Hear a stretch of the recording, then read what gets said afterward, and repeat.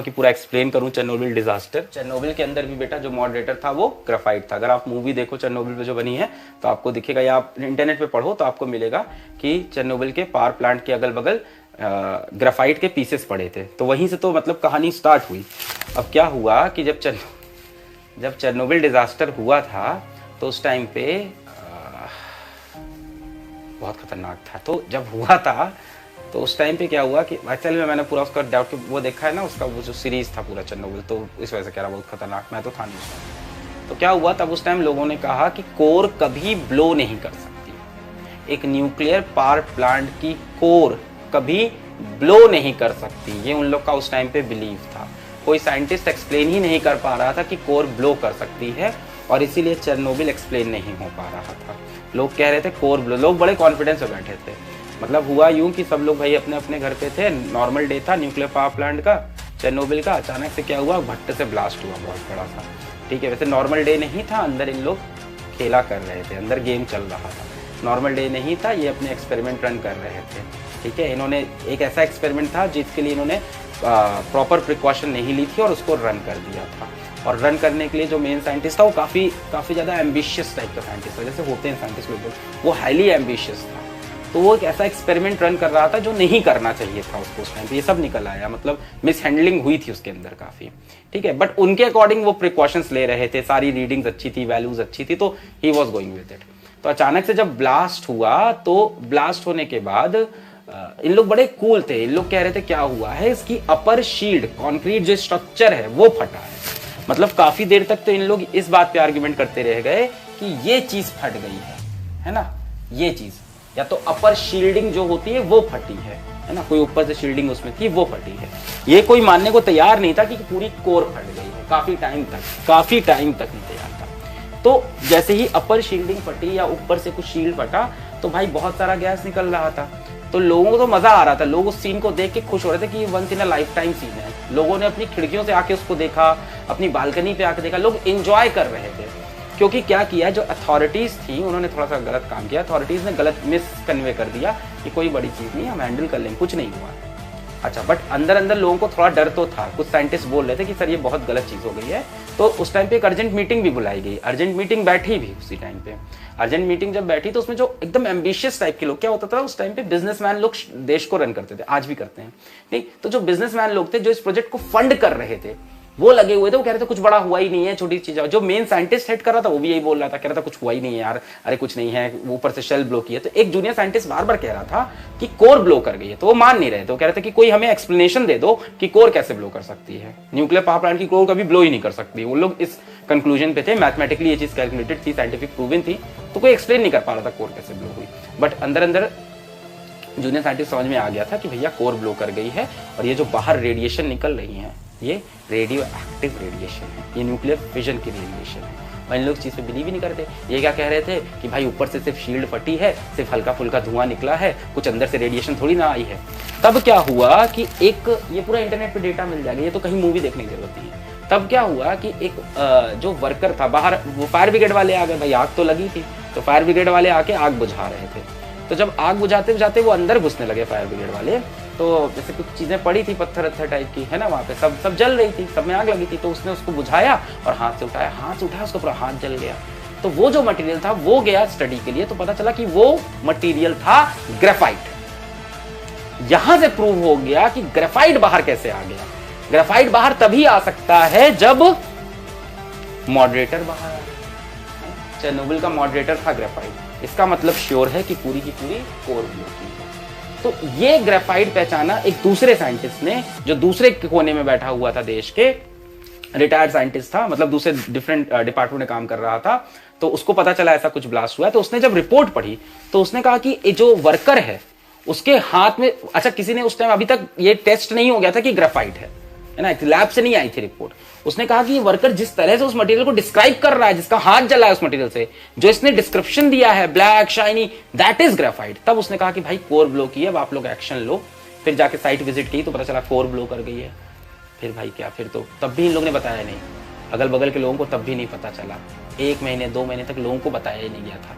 क्यों नहीं बताया गया था? देश की इमेज स्टेक पे होती है। तो कितने लोग मरे, कितनी जानवर मरे, कितनी जनरेशन इफेक्ट हुई इस न्यूक्लियर डिजास्टर से, मतलब दैट इज, इसलिए मैं कह रहा हूँ आप जब वो सीरीज देखोगे तो आपको फील होगा कि मतलब कि साइंस का नेगेटिव इम्पैक्ट एक्चुअल में क्या होता है और पार कितनी खराब चीज़ है। लोगों के पास, कुछ लोगों के पास पावर थी जिन्होंने लोगों को इवैक्यूएट नहीं कराया टाउन, सिर्फ अपनी इमेज के लिए कि इस सिटी की इमेज खराब हो जाएगी। मतलब ऐसे समझ लो कि मिनिस्टर को लग रहा है चीफ मिनिस्टर के सामने इमेज खराब होगी, चीफ मिनिस्टर को लग रहा है प्रेसिडेंट के सामने इमेज खराब होगी कि हमारा स्टेट मैनेज नहीं है, हमारी सिटी मैनेज नहीं, हमारा मोहल्ला मैनेज नहीं है, और इस चक्कर में लाखों लोगों की जान को उन्होंने। अच्छा, जो चेरनोबिल डिजास्टर की नेट पे डेटा है कितने लोग मरे थे, तो शायद 34 लोगों की उन्होंने रिपोर्ट किए थे, 33 से 34 लोग, विच इज मतलब एकदम ही बोगस रिपोर्ट है ये, है ना। हजारों की क्वांटिटीज में लोग डेथ हुई है, जनरेशन बाई जनरेशन लोगों की डेथ हुई है, और बहुत दूर तक रेडिएशन गई है। ये रेडिएशन वहां से 400 किलोमीटर दूर अलग सिटीज में पहुंची है, उनको भी अफेक्ट की है ना। मतलब एक टाइम पे तो इन लोग को ऐसा लगने लगा था कि हमारे दूसरे देश से रिलेशन खराब हो जाएंगे, कि रेडिएशन दूसरे देश तक ना पहुंच जाए, तो उनसे रिलेशन खराब हो जाएंगे कि भाई आपकी तरफ से न्यूक्लियर रेडिएशन आ रही है। तो काफी लेट हो गया इन लोग को प्रिकॉशनरी स्टेप लेने में। बाद में फिर रेडिएशन को बुझाने के लिए जो चीजें यूज की वो भी आगे बताता हूँ, कैसे फिर उस रेडिएशन को कम किया गया, इस चीज को कैसे संभाला गया। ठीक है, एक्चुअली क्या हुआ था, ये कंट्रोल रॉड को सही से मैनेज नहीं कर पाए थे। जो मेन डिजास्टर हुआ था बहुत कॉम्प्लेक्स है एक्चुअली, पूरा कंट्रोल रॉड को चेरनोबिल में मैनेज नहीं कर पाए थे। ठीक है, टेम्परेचर की इसकी पूरी एक रीडिंग होती है, वहां मैनेजमेंट खराब हो गया। ठीक है, ये एक्सपेरिमेंट कर रहे थे, कुछ लो प्रेशर पे करना चाह रहे थे जो पॉसिबल नहीं था उस टाइम पे, ऐसा कुछ ये कोशिश कर रहे थे। मतलब ये एफिशिएंसी बढ़ाने के चक्कर में थे, हाईली एम्बिशियस जो लोग होते हैं। ठीक है, मेरे को भी सीरीज देखे काफी टाइम हो गया, तो एकदम एग्जैक्ट डिटेल में नहीं बता पा रहा, जितना मेरे को याद है चीजें उतनी मैं बता रहा हूँ। मेरे को भी खुद से पढ़ना पड़ेगा तब मैं पूरी कहानी बताऊंगा। काफी कॉम्प्लेक्स मैकेनिज्म था कि कैसे कोर ब्लो हुई, क्योंकि उस टाइम के साइंटिस्ट नहीं एक्सप्लेन कर पा रहे थे कोर कैसे ब्लो हुई, मैं कैसे एक्सप्लेन करूँ, तो उसका पूरा एक्सप्लेनेशन है। तो भाई जब साइंटिस्ट ने पढ़ा पेपर के अंदर कि जो वर्कर है, फायर ब्रिगेड वाला जो वर्कर गया है, उसने क्या रिपोर्ट किया है कि कोई ब्लैक शाइनी का एक क्रिस्टल उसके हाथ में आया था, तो उसने कहा कि भाई क्या चीज़ होगी ये, क्रिस्टल नहीं होता है एमॉर्फस होता है, कि उसके हाथ में क्या आया होगा, ग्रेफाइट आया होगा, एमॉर्फस सब्सटेंस। तो उसने कहा कि भाई उसके हाथ में ग्रेफाइट है। तो वो पहुंचा साइड पे उसने देखा कि भाई पूरा पावर प्लांट उड़ा हुआ है और उसमें से लगातार रेडिएशन है। उसने कहा भैया ये तो न्यूक्लियर रेडिएशन है, इसको बंद करना पड़ेगा। तो उस टाइम के देश के जो मिलिट्री कप्तान थे उन्होंने कहा क्या चाहिए तुमको, क्या चीज है जिससे तुम इस चीज को रोक सकते हो। तो उसने कहा यार ये तो बहुत मुश्किल है ये चीज जो हो रही है। उसने बोला था कि व्हाट यू हैव क्रिएटेड, ये पहली बार हुआ है दुनिया में, तो इसका जो मैं सोल्यूशन बताऊंगा वो पहला सोल्यूशन होगा दुनिया में। वो कितना वर्क करेगा कितना वर्क नहीं करेगा मुझे नहीं पता है ना भाई।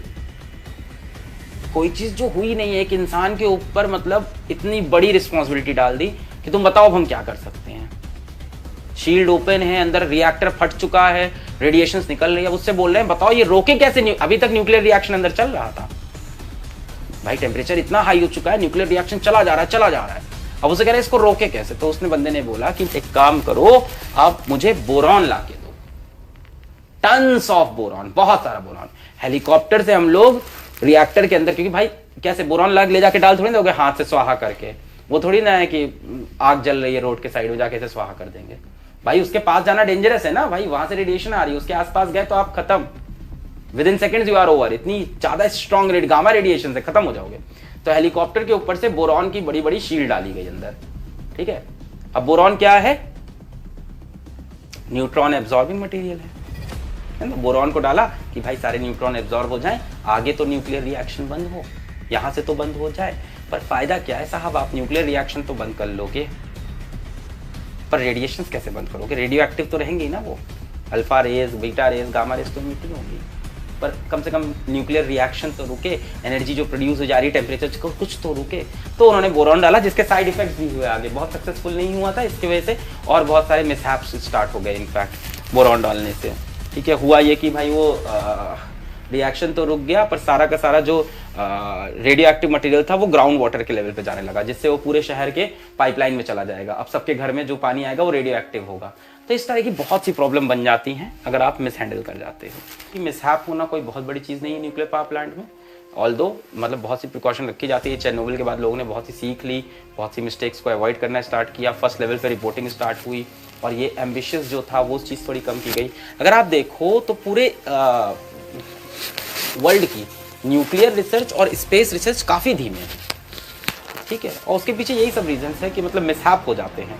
एक मिसहैप होता है तो पूरा वर्ल्ड पीछे चला जाता है, क्योंकि कोई फिर अलाउ नहीं करता ना, किसी का घर वाला काम नहीं करना चाहेगा न्यूक्लियर रिएक्टर के अंदर, उसको पता है इतना बड़ा मिसहैप हो चुका है। और किसी भी देश की सरकार नहीं अलाउ करेगी ऐसा होना कि देश के नागरिक उसके लिए सबसे इंपॉर्टेंट है भाई। डेवलपमेंट के लिए आप लोगों को सेक्रीफाइस नहीं कर सकते, इसीलिए स्पेस रिसर्च हमारी पीछे हो गई है ना। वो कल्पना चावला वाला पूरा इंसिडेंट हुआ, उससे क्या हुआ, पूरा नासा अपना 10 साल पीछे चला गया।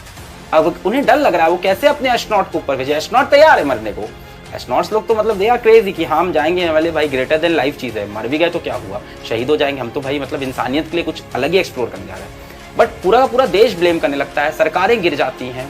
तो इसीलिए क्या हो रहा था कि यूएस में तो फंडिंग इशू होते थे। मतलब आप देखो कितने दुख की बात है कि हम लोग चांद पे कब पहुंचे थे 1970s में, और तब से अभी तक ह्यूमन वाला मार्स मिशन नहीं हुआ। कितनी मतलब वैसी बात है कि अभी तक हम मार्स पे पहुंच ही नहीं पाए, ह्यूमन अभी तक इंसान एक मैन्ड मिशन मार्स पे नहीं हो पाया, जबकि हम चांद पे कब का पहुंच चुके हैं। तो यही सब होता है, जैसे ही कोई मिसहैप होता है पूरा का पूरा कंट्री, पूरा वर्ल्ड बहुत पीछे चला जाता है, फिर डर लगता है अगली बार ऐसा कोई स्टेप लेने पे। तो ये थी न्यूक्लियर फिजन की कहानी। इसके बाद इससे भी खतरनाक न्यूक्लियर एनर्जी का source which is nuclear fusion, जिसको आज तक हम लोग हार्नेस नहीं कर पाए हैं, जिसका कोई भी पॉजिटिव यूज हम आज तक नहीं कर पाए हैं, सिर्फ नेगेटिव यूज हुआ है हाइड्रोजन बॉम्ब के अंदर। ठीक है, एटम बॉम्ब से भी खतरनाक हाइड्रोजन बॉम्ब, फिजन बॉम्ब से भी खतरनाक फ्यूजन बॉम्ब। तो पढ़ाई करते